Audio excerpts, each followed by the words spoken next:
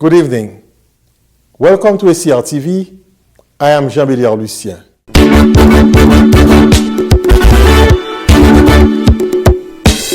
South Sudan gained its independence on July 9, 2011, as an outcome of a peace deal that ended Africa's longest civil war. An overwhelming majority of South Sudanese voted in January 2011 referendum to secede and become Africa's first new country since Eritrea split from Ethiopia in 1993. Formed of the 10 most southern states of Sudan, South Sudan is a land of expansive grassland, swamp, and tropical rainforests. As Sudan prepared to gain independence from both British and Egyptian rule in 1955, Southern leaders accused the new authorities in Khartoum of trying to impose Islamic and Arabic identities. The same year, Southern officers started a civil war between the South and the Sudanese government. The conflict only ended when the Addis Ababa Peace Agreement in 1972 granted to the South a measure of autonomy. In 1983, the South rose in rebellion again when the Sudanese government canceled the autonomy agreement. 1.5 million people died in this conflict, and more than 4 million displaced. The conflict finally ended in 2005 with the Comprehensive Peace Agreement, under which the South was granted regional autonomy, along with representation in the National Power Sharing Government. The agreement also provided for a referendum in the South in 2011, in which 98% of South Sudanese voted to split from Sudan. To celebrate this milestone, ACRTv traveled to Washington, D.C. on July 11, 2013 at the Mayflower Hotel, where the South Sudan Embassy put up a great show.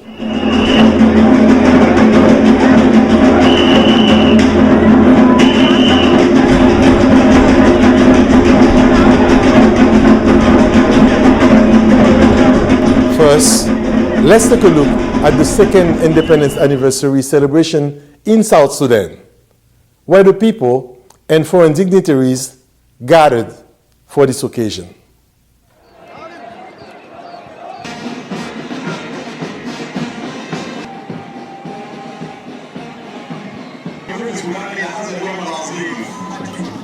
The resilience and courage that you have demonstrated during the days of our liberation struggle is an expression of our common hope to build a new shared future for all the people of South Sudan. It is a hope that is based on the principles of freedom, self-reliance, progress, and justice for all. Your Excellency, President Salva Kiir Mayardit, and Madam, Excellencies, Heads of State and Government, and Heads of Delegations, distinguished ladies and gentlemen. On behalf of the people of Rwanda, and on my own behalf, I would like to express our sincere congratulations to you, Mr. President, and the people of South Sudan on this auspicious occasion of your independence anniversary. We arrived in Washington, D.C. to join a festive atmosphere filled with joy, pride, and confidence of citizens of South Sudan celebrating their second anniversary of independence.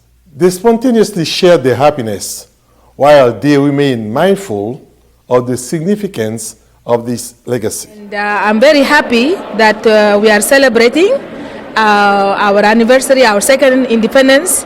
We are very, very, very happy, and we thank God for giving us this independence. This day is a historical day for us because on this occasion, it was the day that the people of South Sudan lastly become free.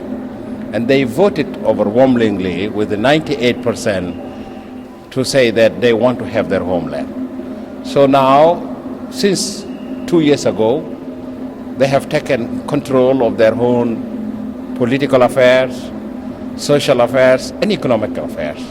So it's really very, very, very, very important and historical day, and I'm inspired by my people. What I want to say to the people of South Sudan, happy independence, and I wish you all the best. And as I'm in the United States of America, I met many women who are here today that come to join us in our celebration. So I thank everybody there who is in South Sudan. And I would like also to send my message to my family in South Sudan, like my father, Imam Elia Muga, and my mom, Agnes Atoma, and to my brothers and sisters. I wish you all the best and happy Independence Day. I'm very happy with the second anniversary. There's total jubilation, happiness, and total disbelief that actually this is the second year that we are celebrating our independence. And we're hoping, for more celebrations to come. Then, how do you feel today as a South Sudanese? 2 years have passed. It feels as if it was yesterday when we have gotten our independence. To be able to celebrate the second anniversary of the birth of the Republic of South Sudan is both a reminder of those who have sacrificed their own lives and also the responsibilities ahead of us as a generation.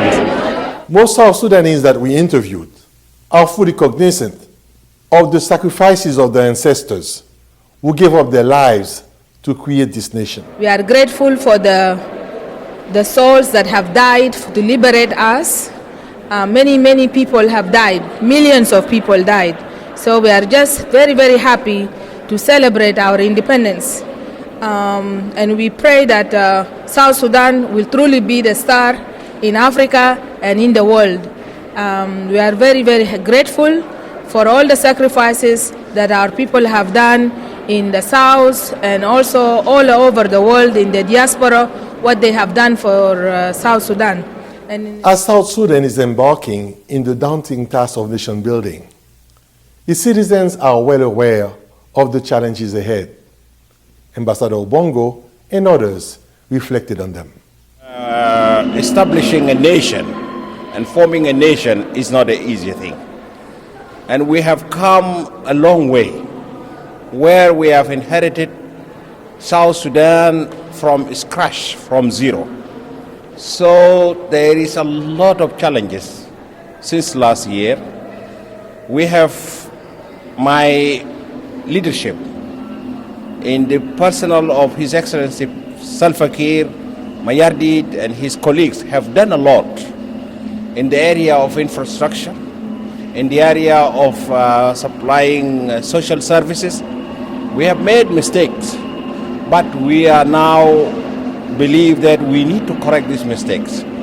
One of the challenges facing us is how we can meet the aspiration of our people who have been voted 98% by delivering social services to them, by building roads, schools, hospitals, etc. But it is a long way to go. Difficulties, mainly it's delivery of services, meeting the expectation of our citizens, but we are working on that. People, I can just remember just a few years ago when so many people were on the pinnacle of wondering and hoping and praying that the referendum and that the actual separation would occur peacefully and that progress might and could occur. And here we are, 2 years after separation, significant progress. Yes, there are still significant challenges, but those challenges are not unexpected. If anyone thought 2 years ago that we would be here today without challenges, then I simply wouldn't give them much credence. So it's very enthusiastic welcoming by everyone here for the second year of independence, and there's lots of optimism as we look to the future. Well, we are potentially, yes, very rich, but we have just started, and we have just come out from the womb of Sudan, and then we are starting our own economics, political system, but we are starting from zero because there was nothing there. So now we are putting our house in order, politically, economically, and socially. This is why you will see even this, we have 60 tribes.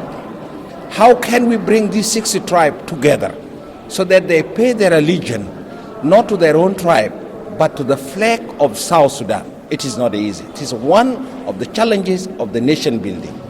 South Sudan is a country full of natural resources, plus a leadership that is up to the task of creating a climate conducive to investing environment.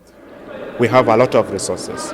We have gold, we have huge deposit of cement, we have oil, we have gas, we have uranium. You can mention them. So from there, we need investors to come and invest in South Sudan. South Sudan, we presume, is going to be the tiger of Africa.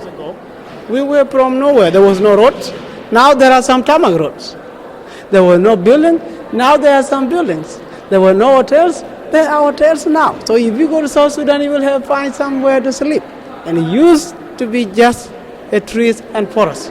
So peace and security are critical. Improving the relationship with the North is a priority. The authorities want to improve the living condition, achieve growth, and improve education in making South Sudan a magnet for investors.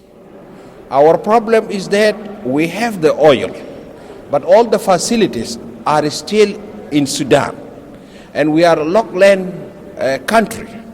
So we have a very hostile neighborhood. As soon as we settle these issues, and then we have this revenue, so all these issue of supplying, of delivering social services, of infrastructure will be in place. But this is the challenge that we are facing, that we want to normalize our tie with our neighborhood Sudan. I just hope that we settle our differences with our neighbors, the Republic of Sudan. As you know, we still have some issues not yet resolved.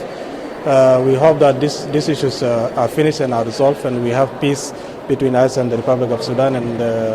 And we also, within our internal issues, we hope that whatever conflict is happening in the Jonglei state is also resolved, and our people are living in peace, so that we focus on the development of our country, of our new nation. Well, I expect our relations with Sudan to improve. I mean, after all, we are still brothers and sisters. We still have a shared culture, a shared language. And, you know, peace and security is very important. If our neighbors are not at peace, then we can't be at peace. So it is very important that we have those relations improve, and we are working towards that. At the end of the day, we have more in common than differences. What would you like to see happening in South Sudan in the near future? Oh my God, more development, especially school. When I left Sudan, I didn't have enough school. I left when I was like 9th grade, so I need more education, especially for girls, for Southern Sudanese, because we need girls to be educated. If the girls are educated, the children will be educated. So the most important is school and job. South Sudan is open for business. Emerging and developed economies are on notice. Numerous entrepreneurs, investors, as well as multinational corporations are already on board. Building a nation is not an easy thing, like the ambassador said. We have a lot of challenges that's facing us, but I am positive that we will overcome it. We want to encourage the private investors to come to South Sudan. As I mentioned earlier, South Sudan is a potential rich country, and we are hoping in the future that South Sudan will be a break basket for the East African country. But we are appealing to the world and to the private sector, please come to South Sudan. The opportunities are there for you to do whatever you want to do. We are starting from scratch. I'm feeling missing, the country. I wish I would be there, but it's all the same. We celebrate here, so I'm happy, and everybody come together, and thank you for 2 years of celebration. So we are just wishing everyone peace and joy as we celebrate our second Independence Day. Thank you. I'm so happy to see that everybody, like different people, came to support us, and you guys came from all over, from New York to Washington D.C. to celebrate with us. It's a big honor. Well, I'm really very, very anxious about the independence of our country. It was really spiritually, through the blessing of God, we have achieved the victory. So we are very happy indeed, especially me. And I witnessed it even last year when I was in Juba. I don't know what to say, but today remind me something. The day when we raised up our flag, I was there in Juba, I was witness. So today is a beautiful day for all of us. We make it. South Sudan, we be succeed. We are riches. We have everything in Sudan. From the Mayflower Hotel in Washington, D.C., this is Jean Beliard reporting for ACRTv.